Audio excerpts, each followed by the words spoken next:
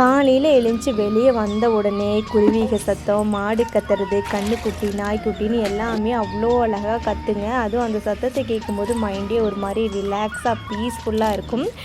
முன்னாடி ஃபுல்லாகவே ஒரு மாதிரி க்ரீனரியாக அந்த ஒரு லுக்கை பார்க்கும்போதே மைண்டு தன்னை போல் என்ன ஒரு கஷ்டம் இருந்தாலும் அந்த ஒரு நிம்மதியான ஒரு மைண்டு வந்துடுங்க. இதுவே சிட்டி லைஃப்பில் இருந்தால் வெளியில் வந்ததும் அந்த பைக் இந்த பைக்கு போகும், அந்த லாரி இவன் பஸ்காரன்னு ஆரம்பிச்சுட்டு இருப்பான். அது கேட்கும்போது எனக்கெல்லாம் தெரிஞ்சு நானும் சிட்டி லைஃப்பில் இருந்திருக்கேன். இரிட்டேட்டு தான் ஆகும். எப்பப்படா நான் திரும்ப எங்கள் ஊருக்கு வரணும் அப்படிங்கிற ஒரு கண்ணோட்டத்துலேயே நான் ஓடி வந்துட்டேன். உண்மையாக சொல்லணும், நாங்கள் சிட்டியில் நான் மேக்ஸிமம் ஒரு 4-5 மாதம் தாங்க இருந்தேன். இனி எப்போவுமே சிட்டி லைஃப்க்கு போகவே கூடாது அப்படிங்கிற ஒரு மைண்ட் செட்டில் தான் இருக்கேன். சிலருக்கு சிட்டியில் இருந்து பழகி போயிருக்கும், ஸோ அவங்களுக்கு பிடிச்சிருக்கும். இதுவே கிராமத்தில் இருந்துட்டு இந்த மாதிரி ஒரு அழகான சூழலை வாழ்ந்துட்டு சிட்டி லைஃப்க்கு போனால் கண்டிப்பாக அங்கே இருக்கவே முடியாதுங்க.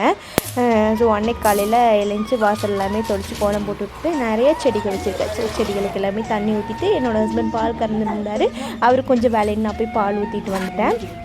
அதுக்கப்புறமா வந்துட்டு ஒரு சூடாக ஸ்ட்ராங்காக ஒரு டம்ளர் காஃபி போட்டால் தான் நம்மளுக்கு அடுத்த வேலையே ஓடுங்க.